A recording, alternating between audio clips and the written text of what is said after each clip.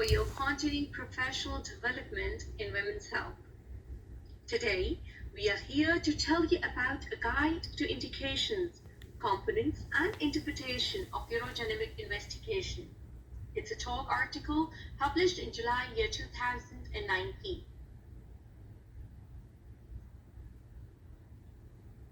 The good urodynamic practices have suggested that the term urodynamics should include all the measurements that assess the function and dysfunction of the lower urinary tract by an appropriate method, including cystometry and the pressure flow studies.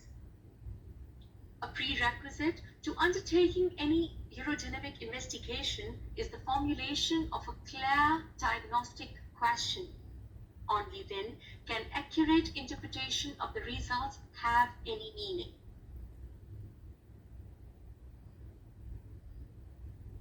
The basic requirements of the standard urodynamic protocol in conjunction with the following components. Number 1, the representative uroflowmetry with post-void residual. Number 2, the transurethral cystometry. And number 3, the pressure flow study. When the 3 tests above are performed in the patient's preferred or the most usual position, either the seated or the standing if possible, then the patient is reported to have had a standard urodynamic test.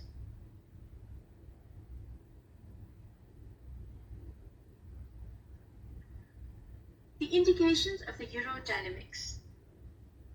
The urodynamic observations are performed to confirm or refute a diagnosis and identify all factors contributing to the causes of the lower urinary tract symptoms. They can help to ensure the correct management is pursued, particularly if prior conservative and/or surgical treatments have failed. They can also capture the information that may not present as symptoms in the patient, such as concurrent reducer overactivity or the voiding dysfunction, which may aid the surgeon in appropriate pre-operative counseling and guide patient expectations.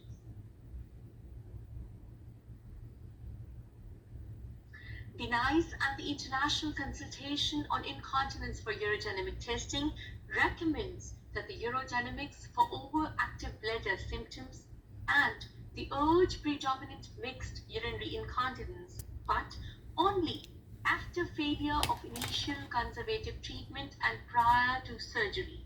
I repeat, only after failure of initial conservative treatment and prior to the surgery. The elderly patients should not be considered differently from younger patients simply because of their age. However, with potentially multiple contributory factors, clinicians skilled in the care of elderly patients should be involved before any invasive investigations are performed. The consent.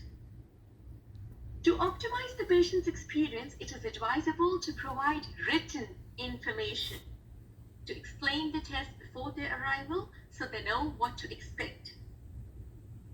The International Consultation on Incontinence Committee on Dynamic Testing recommends discussing with the patients the imperfect or the lack of predictive value of urodynamic observations on their chance of cure following surgery, as well as the unreliability in predicting the adverse outcomes of the surgery.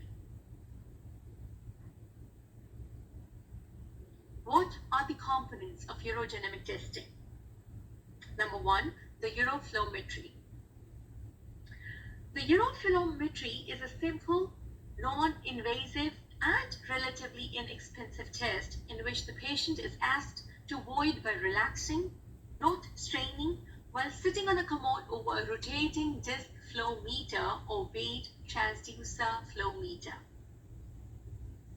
The volume of the urine passed per unit time can be assessed in milliliters per second, giving a maximum flow rate and volume voided that can be displayed graphically.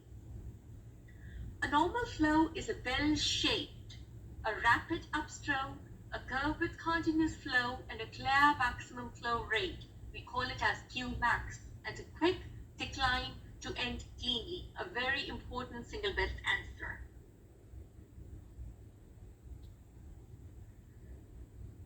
The International Continence Society recommends that these three measurements should be reported as a minimum, with the patient in their preferred position, sitting or standing, and ensure the patient had a representative void. The suprapubic tapping is a phenomena that may be seen in patients with neurological disease. A post-void residue of less than 100 ml is not regarded as clinically significant in asymptomatic patients, a very important exam question. A high post-void residue may be secondary to detrusor underactivity caused by anticholinergic medications, detrusor failure, or bladder outlet obstruction. The second component is cystometry. Now, cystometry is a test to assess the bladder's storage ability. It involves artificially and continuously filling the bladder with fluid via a single lumen or double lumen catheter to measure the pressure within the bladder, the intravesical pressure depicted as pressure VES, which the normal values are 5 to 50 centimeters of water. The International Continence Society recommends placement of abdominal pressure catheter in the vagina or a stoma as an alternative if rectal catheter placement is impossible. Very important, Table 1 of the talk article, when to perform the urodynamic investigation. Please go through the nice recommendation. The patterns of the uroflowmetry with the descriptions are very important for understanding of the urodynamics. The detrusor findings on the cystogram is very important to note down the characteristic for the graph reading and interpretation. Here is a uroflowmetry showing the typical bell-shaped curve, which makes a very important single best answer.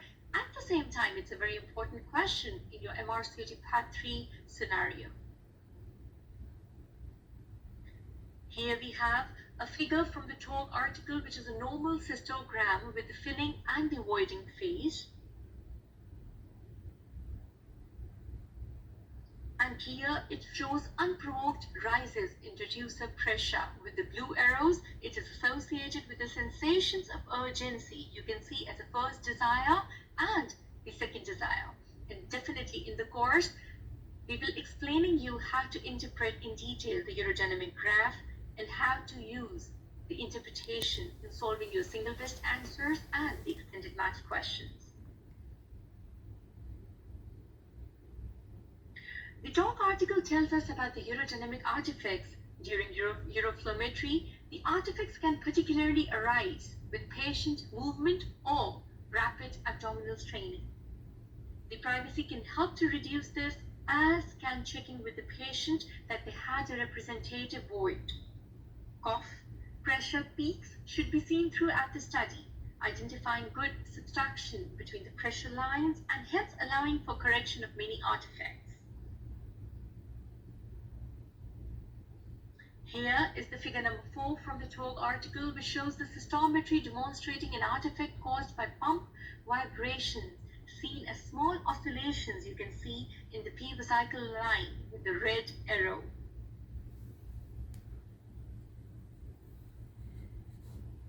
So the table 4, it clearly tells us about the common artifacts and the suggested remedies.